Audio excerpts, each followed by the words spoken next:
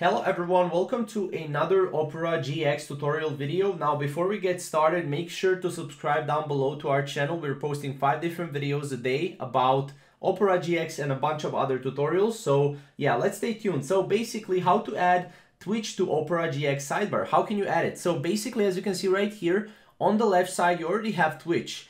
And you can log into Twitch and authorize Twitch so that you can connect Twitch to Opera GX browser. However, some people might not have this on their sidebar. So what you need to do is you need to go here to menu and then you need to go to settings. From settings, this is also Alt+P if you want to shorten the settings.